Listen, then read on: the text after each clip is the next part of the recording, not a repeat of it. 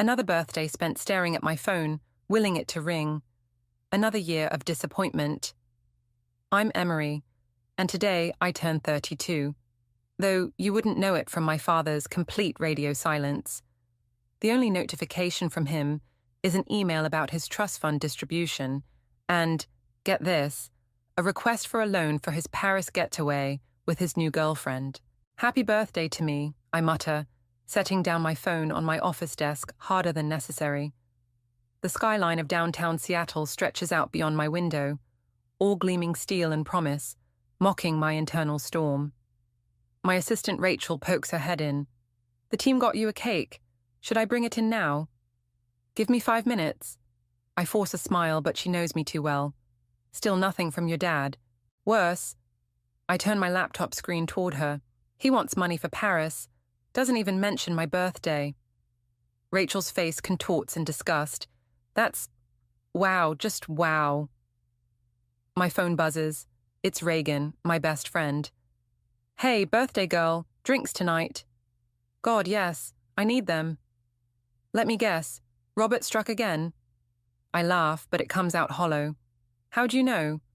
Because it's your birthday and he's predictably terrible. What did he do this time? Asked for money, for Paris, with Vanessa. That's self-centered. Reagan trails off. Okay, we're definitely drinking tonight. The usual spot at 8. After hanging up, I pull up my email. The trust fund notification sits there, a monthly reminder of my father's wealth. Wealth he's always used as a control mechanism. Below it, his loan request. Princess, need a quick 15K for a romantic getaway with Vanessa. We'll pay you back next month. You're doing so well with your business. I knew I could count on you. Princess. He only calls me that when he wants something. My finger hovers over the reply button when my brother Kian calls. Happy birthday, sis. At least someone remembered, I say, trying to keep the bitterness out of my voice. Dad didn't call. Nope, but he did ask for vacation money. Silence on the line. Then, sometimes I wonder if we're actually related to him. Speaking of money, I say, an idea forming. Remember Nathan, my lawyer? The scary, competent one? Yeah, why? No reason. I pause. Yet. After work, I head to Nathan's office. He's still there because of course he is. Nathan practically lives at his desk. Emery, he says, looking up from a stack of papers. Happy birthday. Thanks. Quick question. How hard would it be to freeze someone's trust fund distributions? He raises an eyebrow. Depends. Whose trust fund are we talking about? My father's. Nathan leans back in his chair, studying me. Legally speaking, as the primary beneficiary, you have certain rights, but I'm more interested in why you're asking. I pull out my phone, showing him the email. 32 years of this. Birthdays, graduations, my company launch. He's missed them all, but he never misses asking for money or reminding me about his trust fund. And you want to show him what it feels like to be disappointed? Yes. I meet Nathan's gaze. Can we do it? He pulls out a legal pad. We can. But Emery, revenge is a complicated game. Are you sure you want to play it? I've spent my whole life being the good daughter, Nathan. Where has that gotten me? He nods slowly. Give me 24 hours to draft the paperwork. But remember, once we start this, there's no easy way back. I stand up, suddenly feeling lighter than I have all day. Good, because I'm done being the family ATM. And while he's figuring out how to fund his Paris romance, I'll be planning my own trip. Oh, Bali, with Reagan. It's time I started celebrating myself instead of waiting for him to notice me. Walking out of Nathan's office, I pull up my messages and text Reagan. Change of plans for tonight. We need to talk about Bali. Her response is immediate. OMG, yes. But what about your dad? I smile, feeling a mix of guilt and satisfaction as I type. Let's just say karma's finally catching up with him. The Seattle rain starts as I head to my car, but for once, it feels less like gloom and more like washing away the past. Tomorrow, the papers will be drawn up. Tomorrow, everything changes. and for the first time in years, I'm actually looking forward to what comes next. My phone buzzes again, another email from my father. Princess, about that loan. I delete it without reading further. Happy birthday to me, indeed. You did what? Reagan nearly spits out her wine across the table at our favorite downtown bistro. Technically, I haven't done anything yet, I say, swirling my own glass. Nathan's just preparing the paperwork. Holy shit, Em. That's nuclear. She leans forward, lowering her voice despite the bustling dinner crowd. What about Kian? Have you told him? Not yet. I take a long sip. And I'm not going to, not until it's done. Reagan's phone lights up with flight options for Bali. Okay, changing subjects slightly. Look at this villa I found. Private pool, ocean view, and get this, it costs less than what your dad asked to borrow for Paris. I can't help but laugh at the irony. Book it, right now. You're serious? Dead serious. 3 weeks in paradise. It's exactly what I need.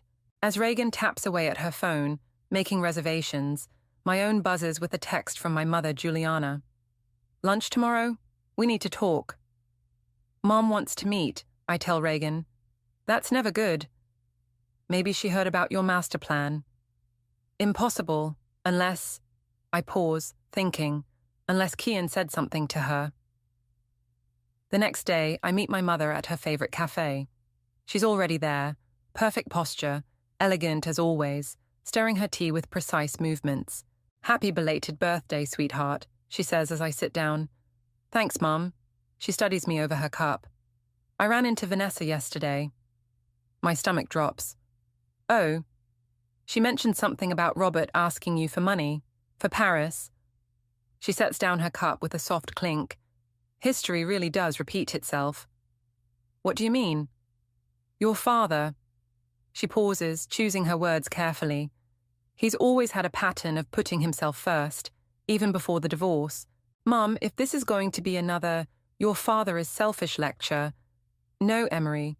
This is about making sure you don't spend your life waiting for him to change. She reaches across the table, taking my hand. I waited 20 years. Don't make my mistake. Before I can respond, my phone rings. It's Nathan. The paperwork's ready, he says when I answer. But there's something you should know.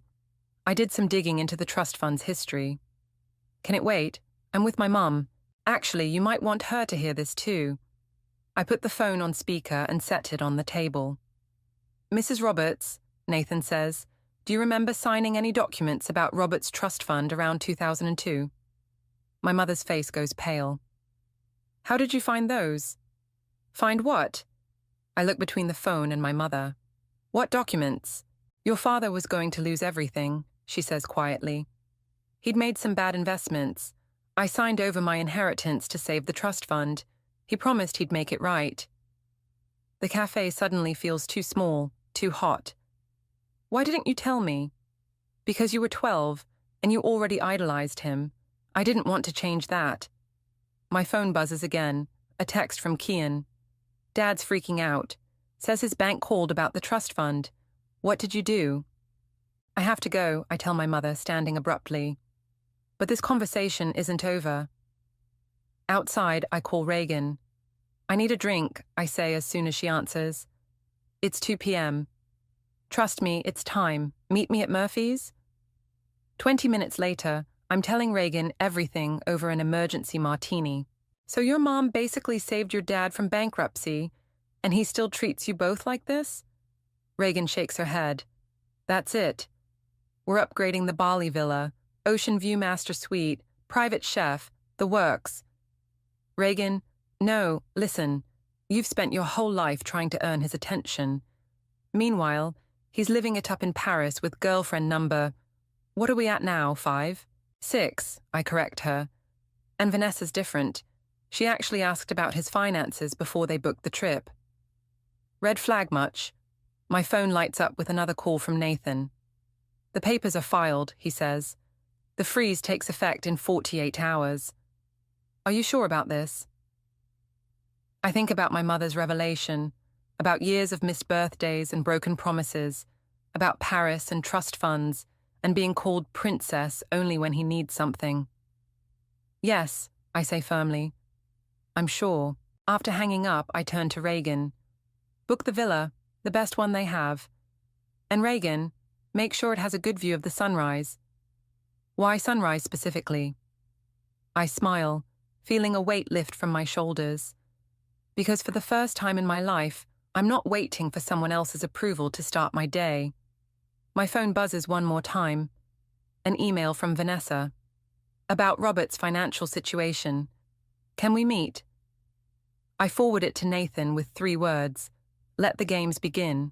Nathan's office feels colder than usual as he lays out the consequences of what we've set in motion. The freeze takes effect tomorrow morning. Once it hits, Robert won't be able to access any of the trust fund distributions for at least 3 months. Just in time for his Paris trip, I say, trying to ignore the knot in my stomach. Emery, this isn't just about a vacation anymore. Nathan slides a document across his desk. Look at these transactions from the past 6 months. The numbers make my eyes widen. These withdrawals, they're huge. Your father's been living well beyond his means. This freeze might do more damage than you intended. Before I can respond, my phone erupts with Kian's ringtone. What the hell, Emery? He says before I can even say hello. Dad just called me in a panic, says his accounts are locked. Maybe he should have thought about that before treating us like his personal ATMs. This isn't funny. He's supposed to close on a new house next week. I sit up straighter. What new house? For him and Vanessa. They're moving in together. Kian's voice drips with accusation. But you'd know that if you ever answered his calls. Right, because he's so great at keeping in touch when he doesn't need money. He's still our father, is he? I stand up, pacing Nathan's office. Because from where I'm standing, he's just a guy who remembers he has kids when his credit cards max out. You're being childish. No, Kian, I'm being realistic. For once in my life, I'm not letting him manipulate me. The line goes quiet for a moment. You know what? Do whatever you want. But don't expect me to pick sides. You already have, I snap, ending the call. Nathan clears his throat. There's more. Vanessa's been making inquiries about the trust fund structure. What kind of inquiries? The kind that suggests she's more interested in Robert's finances than his charm. My phone buzzes with a text from Reagan. Bali Villa booked. First-class flights too. No turning back now. I show Nathan the text. Good, because I need something to look forward to while this storm hits. Speaking of storms, Nathan says, you should prepare for backlash. Your father has influential friends. Let them come. I'm done being the family doormat. Leaving Nathan's office, I head to my mother's house. She opens the door before I can knock, like she's been waiting. I heard from Kian, she says, ushering me inside. You're really doing this. Did you know about the house? The one he's buying with Vanessa? She nods slowly. I did, and I know something else you should hear. We sit in her sunroom, the afternoon light casting long shadows across the floor. Your father did the same thing to me, she says. Right before our divorce. Bought a house with his girlfriend at the time, using money from my inheritance, the same money I gave up to save his trust fund. Why are you telling me this now? Because you need to understand what you're up against. Robert doesn't just hurt people, Emery. He destroys them and makes them feel like they deserved it. My phone lights up with a message from Vanessa. We need to talk. It's urgent. She keeps trying to meet with me, I tell my mother. Be careful.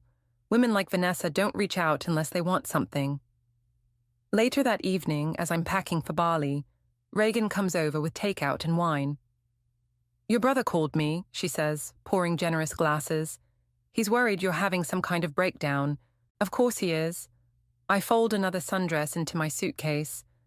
He's always been Dad's defender. Maybe he's just scared of losing what little family connection he has left. Or maybe he's scared Dad will cut him off next. I pause, holding up 2 bikinis. Which one says, I'm living my best life while my father's financial empire crumbles? The black one, definitely. Reagan takes a sip of wine. But seriously, are you ready for tomorrow? Once that freeze hits, I know. I sit on the edge of my bed. But you know what's funny? For the first time in years, I feel like I'm actually in control of my life. My phone buzzes again. An email from Robert. "Princess, we need to talk. Now. This isn't like you." I delete it without responding. "You know what?" I tell Reagan, reaching for my phone. "I'm going to do something else I should have done years ago." I pull up my contact list, find Dad, and hit block. "There," I say, feeling lighter. Now he can experience what it's like to be ignored. Reagan raises her glass. "To karma." "To karma," I echo, but as we clink glasses, I can't shake the feeling that tomorrow's sunrise will bring more than just a frozen trust fund. It'll bring a war, and for better or worse, I'm ready for it. The lobby of my father's office building feels like enemy territory as I stride through it, my heels clicking against the marble floor. I didn't want this confrontation, but his string of increasingly desperate voicemails left me no choice. "Miss Howard," his secretary stammers as I approach, "your father is in a meeting." I push past her, throwing open his office door. Robert sits behind his massive desk, Vanessa perched on its edge. They both freeze mid-conversation. "Princess," he stands, forcing a smile. "I've been trying to reach you." "Really? Must be terrible when someone ignores your calls." Vanessa slides off the desk, smoothing her designer dress. "I'll give you two some privacy." "No," I say. "Stay. Since you're so interested in the trust fund, you should hear this too." My father's fake smile falters. "Emery, whatever you think you're doing, what I'm doing." I laugh, the sound sharp and cold. "I'm giving you exactly what you've given me for years. Disappointment." "You're being dramatic." "Dramatic?" I pull out my phone, opening my calendar. Let's see. Missed my college graduation for a golf tournament. Skipped my company launch party for a date. Forgot my birthday. Again, but remembered to ask for vacation money. Vanessa shifts uncomfortably. "Robert, maybe we should—" "No, please stay," I cut in. "You should know what you're getting into. Did he tell you about my mother's inheritance? How he burned through it after she saved him from bankruptcy?" My father's face reddens. "That's enough." "Is it? Because I'm just getting started. The house you're planning to buy. The one you didn't bother telling me about. Good luck with that now." "You can't do this," he says, voice dropping dangerously. "I'm your father." "Are you?" "Because fathers usually show up for their kids. They usually remember birthdays. They definitely don't treat their children like personal banks." A knock at the door interrupts us. It's Nathan. "Perfect timing," I say. "Nathan, would you explain to my father exactly what's happening to his trust fund?" Nathan steps forward, all business. "The distributions have been frozen for a minimum of 3 months, pending review. Additionally, we filed for an audit of all transactions from the past 5 years." "You can't do this," Vanessa interjects. "Robert needs that money for—" "For what?" I turn to her. "The house? Paris? Or are there other expenses we should know about?" She flushes, grabbing her purse. I don't have to listen to this. As she storms out, I notice something fall from her purse. A folded document. I pick it up, my blood running cold as I scan it. "A prenuptial agreement." I wave the paper at my father. "Already?" He won't meet my eyes. "Emery, you don't understand." "Oh, I understand perfectly. You were going to marry her without telling us. Probably somewhere in Paris, right? Another milestone you didn't think we needed to know about. I was going to tell you, when, after the wedding, after you put her name on the trust fund." Nathan clears his throat. "Actually, that's not possible without Emery's signature. As primary beneficiary." "Get out." My father's voice is quiet, but deadly. "Both of you." "Gladly." I turn to leave but pause at the door. "Oh, and Dad, happy early Father's Day. Consider this your gift. A taste of what disappointment feels like." In the elevator, Nathan hands me a file. "Found these while reviewing the trust documents. They're from your mother's old storage unit." I open it to find photographs, dozens of them. My parents young and happy, then gradually growing apart. But it's the last photo that catches my eye. My mother signing papers, tears on her face, while my father stands with another woman in the background. "When was this taken?" I ask. "Check the date stamp. 2002. The year she signed over her inheritance. The year everything changed. My phone buzzes. A text from Reagan. Emergency, come to Murphy's now. 20 minutes later, I slide into our usual booth. "What's wrong?" Reagan pushes her phone across the table. On it is a social media post from Vanessa, dated 6 months ago. "Finally found my way back to him. Second chances are rare. Says true love." "Look at the comments," Reagan says. I scroll down, my stomach churning. There, in black and white, is proof that Vanessa and my father didn't just meet recently. They'd dated before, 20 years ago, right around the time my mother signed away her inheritance. "There's more," Reagan says softly. "Keep reading." But I don't need to. The pieces are falling into place. The woman in the background of that last photograph, the timing of my parents' divorce, my mother's tears as she signed away her future. It had been Vanessa. It had always been Vanessa. My phone lights up with a text from my mother. "We need to talk. There's something you should know about Vanessa." I close my eyes, suddenly understanding that this isn't just about revenge anymore. It's about justice. 20 years overdue. "She was his secretary back then," my mother says, setting down her teacup in her sunroom. "Young, ambitious, and very good at playing the long game. And now she's back." I stare at the old photograph. 20 years later, like nothing happened. Not nothing. My mother's hand shakes slightly. She knew about the inheritance. She was the one who suggested I sign it over to save the family. Reagan, sitting beside me, lets out a low whistle. So she orchestrated the whole thing. "I was naive," my mother continues. "I thought I was protecting my children's future. Instead, I was funding their father's affair." My phone buzzes. Nathan again. "Emery, we have a problem. Your father's trying to challenge the freeze." "On what grounds?" "Mental distress. He's claiming you're having an emotional breakdown and aren't fit to make financial decisions." I laugh bitterly. "Of course he is." "There's more," Nathan says. "Vanessa's been making calls to other trust fund beneficiaries. She's trying to build a case against you." After hanging up, I turn to Reagan. "Still have those Bali itineraries? Already packed and ready." She pulls out her tablet. "Villas confirmed, flights are booked, and I even arranged for a private yoga instructor." "Good, because we leave in 3 days and—" My phone interrupts again, Kian this time. "Did you know?" he demands. "About Vanessa? About what happened with Mom?" "I just found out." "Dad's a mess. He's drinking, saying you're trying to ruin his life. Vanessa's threatening to leave him." "Good," I snap. "Maybe he'll finally understand what it feels like to be abandoned." "This isn't you, Em. You're not vindictive. No, I'm just tired. Tired of being used. Tired of being forgotten. Tired of watching history repeat itself." After hanging up, my mother reaches for an old shoebox. "There's something else you should see." Inside are letters, dozens of them, all from my father to Vanessa, dated throughout my parents' marriage. "I found these after the divorce," my mother says. "They were in his study. He'd kept every single one." Reagan reads over my shoulder. "These go back years before the divorce.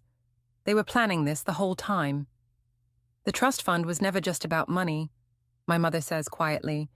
"It was about control. As long as he controlled the money, he controlled everyone around him." My phone pings with an email from Nathan. "Emergency. Your father's filed an injunction.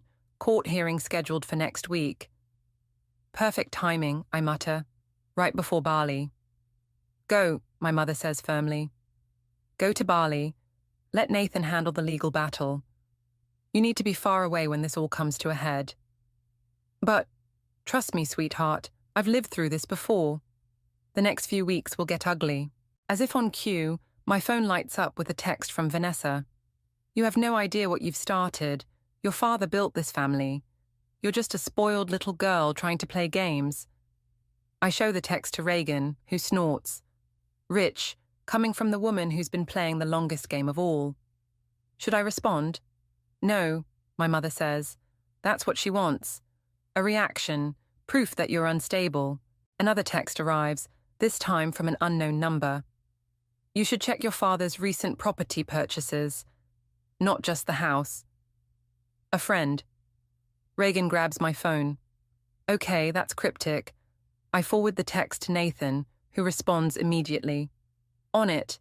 But Emery, be careful. This could be a trap. Standing up, I gather the letters and photographs. Mum, can I take these? She nods. They're part of your history too. Just promise me something. What? Don't let this consume you like it consumed me. I spent years trying to expose your father's betrayal. In the end, it only hurt me more. Reagan checks her watch. We should go. We have that meeting with the travel agent about Bali activities. As we leave, my mother calls after me. Emery, remember, sometimes the best revenge isn't about destroying someone. It's about becoming someone they can't control anymore. In the car, Reagan turns to me. You okay? No, I admit. But I will be. 3 days until Bali, right? 3 days. Unless... She hesitates. Unless you want to stay and fight this injunction. I think about the letters, the photographs, 20 years of manipulation and lies. No. Let him fight the freeze. Let him panic about money for once. I'm done letting him control my life. My phone buzzes one final time. Another text from the unknown number. Check the property records for 2002, the same year as the inheritance. Trust me. I forward it to Nathan with 2 words. Dig deeper. 3 days to Bali. 3 days until I can breathe again. But as I drive home, I can't shake the feeling that we've only scratched the surface of my father's secrets. Your father bought a house in 2002, Nathan says, spreading documents across my kitchen counter. The same week your mother signed over her inheritance. Let me guess, it wasn't in his name. I lean over the papers, coffee forgotten in my hand. No, it was put in a shell company's name. And guess who's been living there rent-free for the past 20 years? Vanessa, Reagan answers from her perch on my bar stool. Nathan nods. Bingo, he's been maintaining 2 households all this time. My phone erupts with my father's ringtone. He's calling from a new number. Don't answer it, Reagan warns, but I've already hit accept. How dare you, he roars before I can speak. Do you have any idea what you've done? The bank is freezing everything. Funny how that works, isn't it? Being cut off without warning.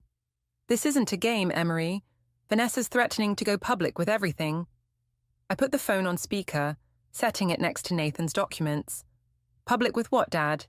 The house you bought her in 2002? Or the fact that you've been supporting her all these years?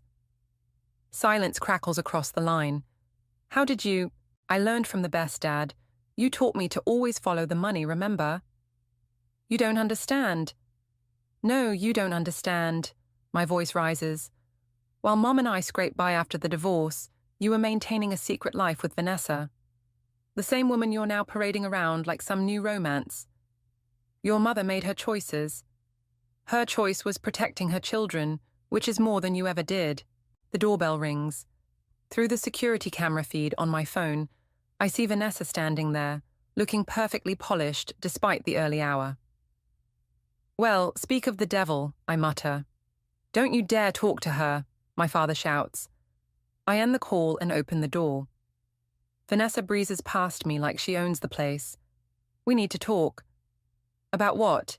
The house he bought you 20 years ago? Or the fact that you're trying to marry him again for his money? She falters for just a second before regaining her composure. You have no idea what you're dealing with. Actually, Nathan speaks up, I think we do. Section 8 of the trust stipulates that any undisclosed property purchases using trust funds must be reported. That house in Madison Park definitely wasn't reported. Vanessa's perfectly maintained facade cracks. He promised me... Let me guess, Reagan interrupts. He promised you'd be taken care of. that once you were married, the trust fund would be yours to manage.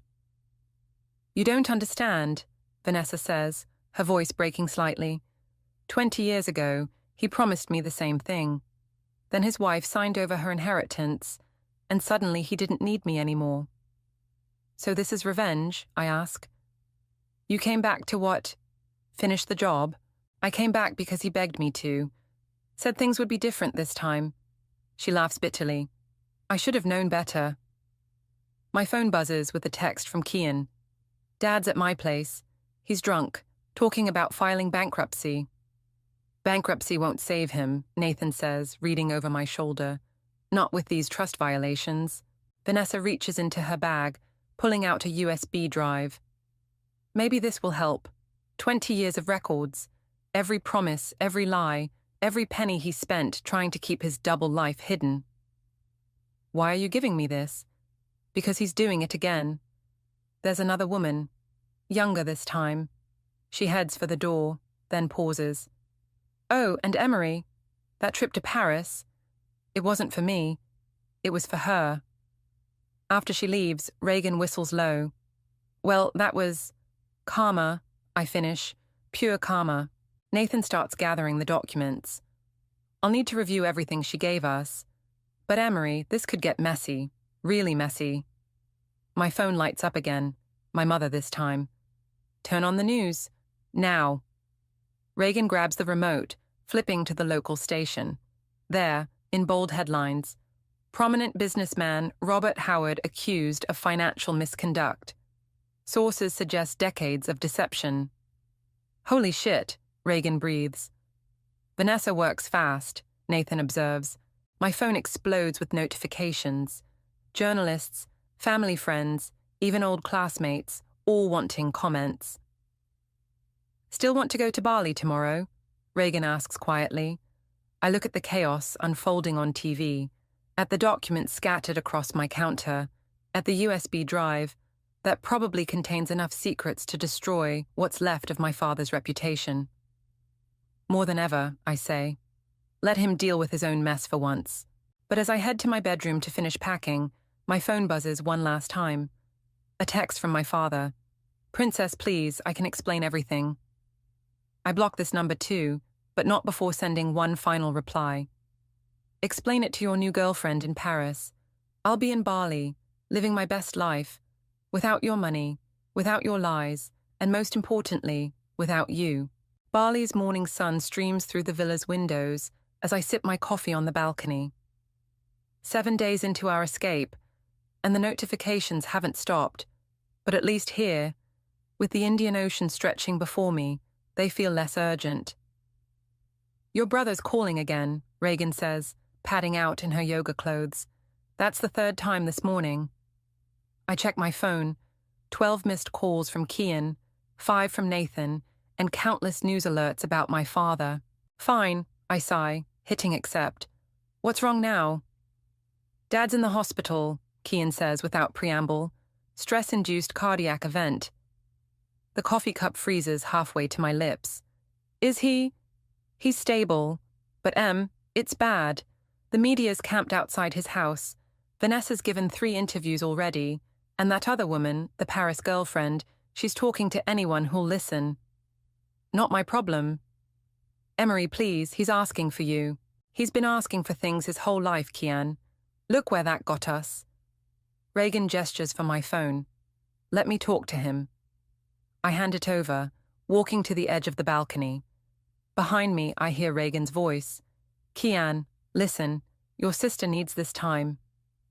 My own phone dings with an email from Nathan. USB drive contents reviewed. Found something you need to see. Can we video chat? 10 minutes later, Nathan's face fills my laptop screen, looking more serious than usual. Remember that property search we did? He asks. There's more. A lot more.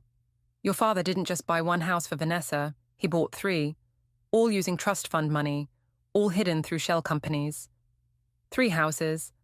And that's not all.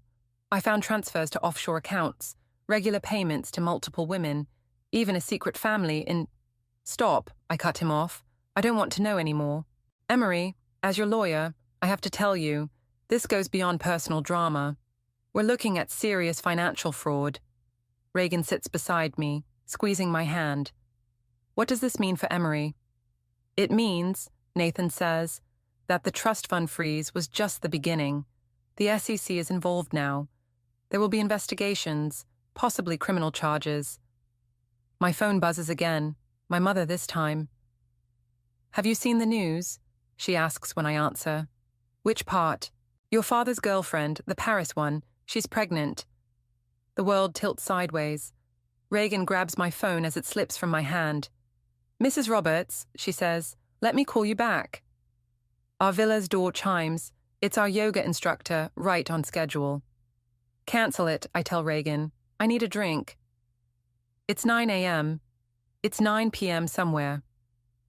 But instead of pouring me a drink, Reagan grabs my shoulders. No, we're not doing this. Get your yoga mat, now. An hour later, stretched out in Savasana, my phone lights up again. This time, it's a letter, forwarded from Nathan, from my father. Princess, by the time you read this, you'll know everything. The houses, the women, the lies, all of it. I could say I'm sorry, but sorry doesn't begin to cover 20 years of deception. The truth is, I've been running my whole life.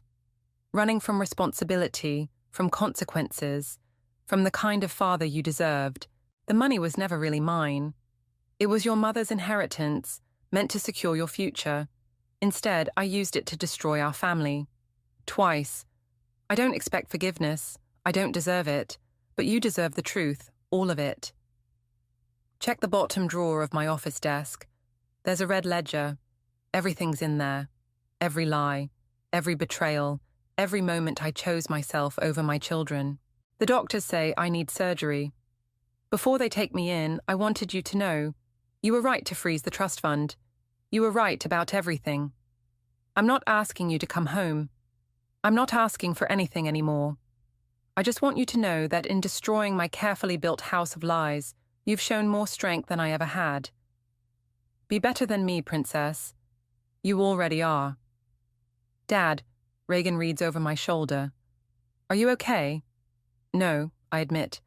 But I think I need to go home. What about Bali? Our trip? I look out at the ocean, at the paradise we've escaped to. Sometimes running away isn't the answer. Even if going back means facing everything you've been avoiding. Especially then. I pull up my flight app. Besides, I think I finally understand something my mom said. The best revenge isn't about destroying someone. It's about becoming someone they can't control anymore. My phone lights up one last time. A text from Kian. Surgery in an hour. Whatever you decide, I love you, sis. I book the flight home, then turn to Reagan. Coming with me? She's already packing. Always. But Emery, this time we face it on your terms, not his. I nod, watching the sunrise paint the sky in shades of possibility. My terms, finally. The hospital corridor feels endless as I walk toward my father's room. Reagan's steady presence beside me. Through the window I see him, smaller somehow, vulnerable in a way I've never witnessed before. Kian steps out to meet us. Surgery went well. He's been asking for you. I got his letter, I say. I know. I helped him write it. Kian runs a hand through his disheveled hair. The red ledger, I found it. It's worse than we thought, Em. How much worse? Let's just say the SEC isn't the only agency interested now. Taking a deep breath, I push open the door. My father's eyes flutter open, focusing on me with surprising clarity despite the medications. Princess, he whispers. Don't. I hold up my hand. That name doesn't work anymore. He nods weakly. I know. I read about myself in the papers. Quite the villain, apparently. Did you read Vanessa's interviews? And Jessica's? At my confused look, he adds, the Paris girlfriend, though I suppose girlfriend isn't quite accurate anymore. Given that she's pregnant? No, it's not. Reagan squeezes my arm supportively as I sit in the chair beside his bed. I found the ledger, I say. Nathan's reviewing it now. Then you know everything. Not everything. I need to hear it from you. Why? Why destroy our family not once but twice? He closes his eyes, and for a moment I think he's drifted off. Then, because I could. Because money made it easy to pretend actions didn't have consequences. Because every time I felt guilty, I could just buy my way out of it. And Mom's inheritance? Was supposed to be for you and Kian. Your mother knew that. That's why she signed it over, to protect your futures. Instead, I used it to destroy them. The heart monitor beeps steadily in the background as silence fills the room. The trust fund, he continues, it's yours now. Completely. I signed the papers this morning, before surgery. No conditions, no strings. Do with it what your mother intended. I don't want your money. No, he says with a sad smile. You never did. That's what makes you different from them. From Vanessa, from Jessica, from all of them. You just wanted a father. Tears I didn't expect burn my eyes. And instead, I got an ATM with conditions. Emery, he reaches for my hand. I let him take it, surprised by how frail his grip feels. I'm going to jail. The investigators have enough evidence for multiple fraud charges. But before I do, I need you to know something. What? You winning, beating me at my own game. It's the first time I've ever been proud of myself as a father. Because you did what I never could. You chose integrity over easy money. Nathan appears in the doorway, holding a stack of papers. Emery, we need to talk about the trust fund transfers. Go, my father says. Clean up my mess. Make it right. In the hallway, Nathan lays out the situation. The good news is, we can save most of the trust fund. The bad news is, it'll mean cooperating with the investigation. You mean testifying against him? He nods. But given the evidence they already have, your testimony would just be confirming what they know. My mother arrives, still elegant even in her obvious exhaustion. I heard about the ledger. Mom, I'm so sorry about everything. She pulls me into a hug. Don't apologize for exposing the truth. Some things need to break completely before they can be rebuilt. Speaking of rebuilding, Reagan says, what about Bali? I look through the window at my father, at Kian sitting vigilant beside him, at the empire of lies crumbling around us. I think, I say slowly, it's time to build something new, something honest. Nathan holds up another document. Starting with this, it's the paperwork to establish a foundation in your mother's name. Using the trust fund money the way it was meant to be used, helping people rebuild their lives. My mother's eyes fill with tears. Emery, it's time, Mum. Time to turn his legacy of lies into something true. Through the window, I see my father watching us. He nods once, understanding passing between us. Not forgiveness, not yet, maybe not ever, but understanding. Ready? Reagan asks, linking her arm through mine. Yeah, I say, turning away from the window. Ready to write a new story. One without trust funds or conditions or fake princesses. Just you, my mother says proudly. Just exactly who you were always meant to be. Walking out of the hospital, I delete the last block number from my phone. The sun breaks through Seattle's clouds, and for the first time in weeks, I feel light, free, not because I won, not because he lost, but because finally, after all these years, I found something money can't buy and lies can't break, my own truth, and that's worth more than any trust fund, more than any trust fund, more than any trust fund, more than any trust fund, more than any trust fund.